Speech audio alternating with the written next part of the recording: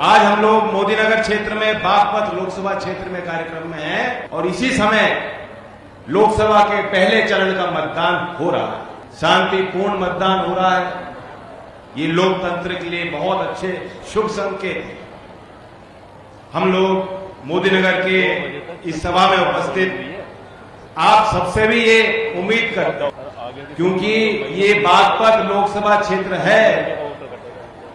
मैं जानता हूं यहां किसी समाज की बात हो, आप सब अपनी पहचान का हिस्सा चौधरी चरण सिंह जी को मानते हो और बहुत लंबी पहुंच, दूर तक पहुंच है यहां के लोगों की। देश का कोई कोना ऐसा नहीं जो आपके लिए अछूता हो। किसी कोने में आप चले जाएंगे, आपको गाजियाबाद के, मोदीनगर के, बागपत क्षेत्र के लोग हर क्षेत्र में काम करते हुए नजर आएंगे, दिखाई देंगे। तो राजनीतिक तौर पे मोदीनगर की जनता से मेरी खास तौर से अपील है, क्योंकि मैं पहले चरण के कई क्षेत्रों में गया हूं और हम लोग इतनी मेहनत नहीं कर सकते जितना प्रयास और मेहनत खुद मुख्यमंत्री योगी आदित्यनाथ कर रहे हैं। हर क्षेत्र में गए, बार बार गए और तीसरी बार 23 तारीख को बड़ौत में आकर इसी एक लोकसभा क्षेत्र में तीसरी बार आपको संदेश देने पहुंच रहे हैं बड़ौत। मैं आपको भी निमंत्रण सबको देता हूं कि उस तारीख पे भी आप इसी जोश के साथ पहुंचे। मैं आपसे अपील करना चाहता हूं, बागपत वो क्षेत्र रहा जिसने देश को लीडरशिप दी है।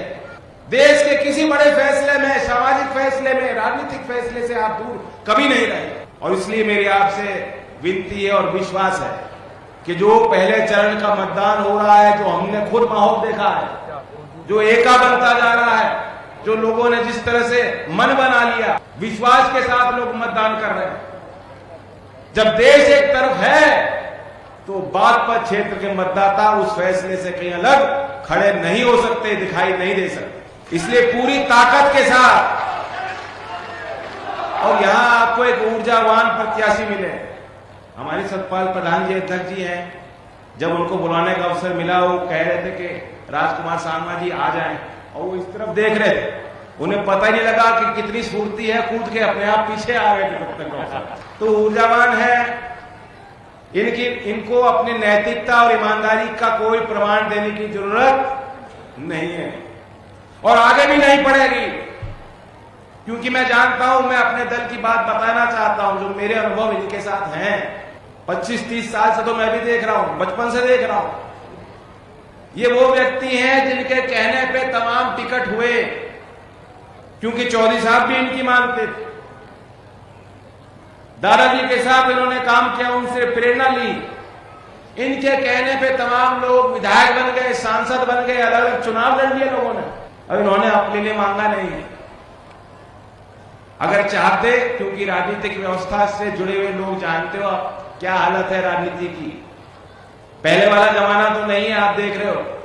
आजकल कोई प्रधानी भी लड़ता है तो वो लिखता, अपने गाड़ी पे लिखवा लेता है पूर्व प्रधान प्रत्याशी, भले उसकी जमानत आखिरी नंबर पे हो, वोट ना मिली हो तब भी लिखवाएगा।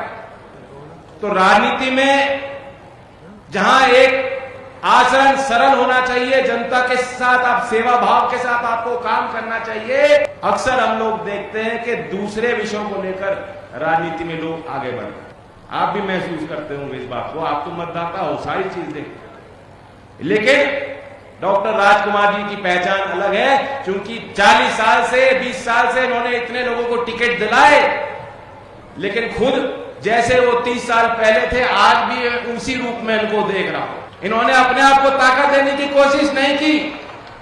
दल मेरा कैसे बढ़े, हमारी विचारधारा कैसे मजबूत हो, इस क्षेत्र के लिए विकास और सेवा हम लोग कैसे कर सकते हैं, पूरा जीवन इन्होंने लगा दिया।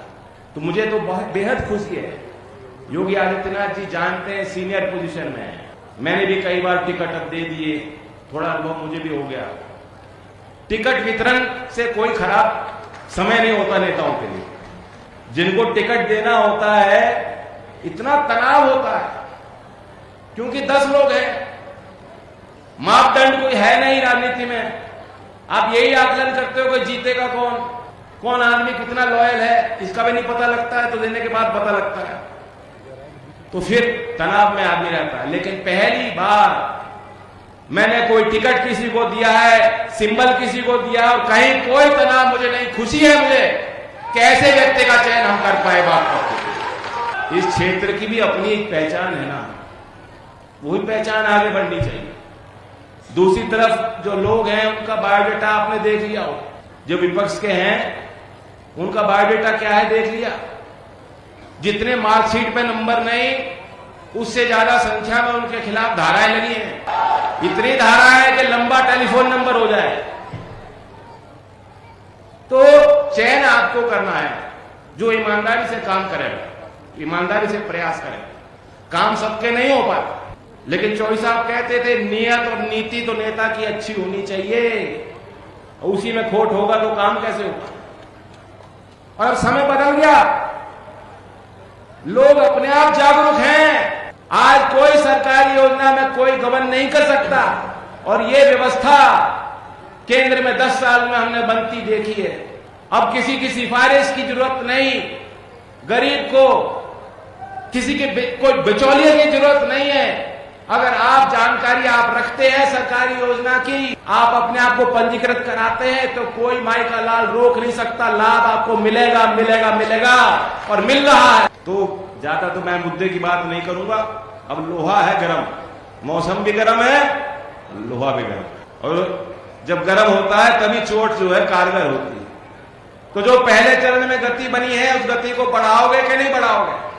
और मैं विपक्ष के बारे में कहना चाहता हूं, एक अपना अनुभव भी साझा कर दूं, क्योंकि हम तो विपक्ष में थे अब तक, अब लग रहा है कि सही रास्ते पे चल पड़े।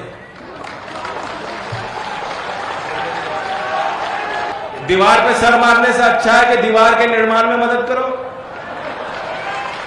तो राष्ट्र निर्माण में मदद करने के लिए हम जुट गए हैं लोकदल के कार्यकर्ता। मैं इंडिया की बैठकों में गया हूं, कोई सोच कोई विजन नहीं है, नकारात्मक ख्यालों से घिर चुके हैं। और जो मन में हार जाता है वो रण में कभी जीत नहीं सकता, हार तो चुके ही हैं वो लोग। वह सिर्फ डर और भय दिखाना चाहते हैं। और कितना कंफ्यूजन है, कितने अंतर विरोध हैं, वो बाहर आने लगे। एक तरफ कहते हैं भाई ईवीएम खराब है, ईवीएम खराब है, लेकिन कहते हैं बटन हमारा दबा दियो, क्या पता मिजान बन जाए। फिर कहते हैं लोकतंत्र खत्म हो गया, लोकतंत्र नहीं बचा भाइयों, लोकतंत्र खत्म है, फिर भी हमारा उम्मीदवार खड़ा जाए, उसे वोट देकर देख लेना क्या होता है। तो फिर ये कहीं लड़ाई में है क्या। एक कहावत थी गांव की कि किसी को पंचायत में गलत काम किया उसे सजा सुनाई गई और उसे कहा गया, फिर भी सजा में चॉइस दी गई कि तू चुन ले क्या चाहता है, 100 जूते पड़ेंगे या 100 प्याज खाना पड़ेगा। तो पहले उसने कहा जूते ही ठीक है, वो जूते खा लेगा। 10, 15, 20 जूते पड़े, चोट ज्यादा लगी, लाल हो गया, कह मैं इस प्याज ही खा लेता हूं, खाने को तो मिल रहा है। प्याज खा के देखे, 20-25 में हालत खराब, रोना, पसीना छूट गया, कहने में जूते ही खा लूंगा। तो आखिर तक यही सिलसिला चलता रहा। ऐसा ही कंफ्यूजन है इंडिया में, 100 जूते भी खाएंगे, 100 प्याज भी खाएंगे। मैं मंच के माध्यम से फिर धन्यवाद देता हूं, आप सबको निमंत्रण देता हूं बड़ौद के कार्यक्रम में आप सब उपस्थित रहिएगा, ताकि आखिरी चोट हम दें। और राजकुमार सांगवान जी जो हमेशा मुस्कुराते रहते हैं, एक और कहावत है, जावेद अख्तर जी ने कहीं लिखा है शायद कि उसके एक हाथ में जीत, उसके दूसरे हाथ में तनाई हो। उसके एक हाथ में जीत, उसके दूसरे हाथ में तनाई है। लेकिन आप देख सकते हैं क्यों तनाई होती है, क्योंकि जिम्मेदारी, तनाव होता है, जवाबदेही, जिम्मेदारी से तनाव भी होता है। लेकिन आप योगी आदित्यनाथ जी को देखिए, माथे पे कोई क्रीज नहीं आती, मुस्कुराते दिखाई देते हैं। और मैं उस दिन बागपत में आए थे, हम लोग बैठे थे, मैंने उनको बताया कि हमारे सांगवान जी को एफिडेविट बनाना था, उनको जानकारी थी नहीं, कोई अथॉरिटी में गए, का एनओसी ये चाहिए, एनओसी यहां से चाहिए, वहां से चाहिए। उन्होंने कहा मेरी तो कोई संपत्ति नहीं, कहां से लूं। जब मैंने योगी जी को किस्सा सुनाया, योगी जी ने खड़े होके व्यंग में ऐसी बात कही, ये डांटना भी जानते हैं और हंसाना भी जानते हैं। उन्होंने खड़े होकर कह दिया ये सांगवान तो ऊपर से नीचे एनओसी है, इसे कहां की एनओसी चाहिए।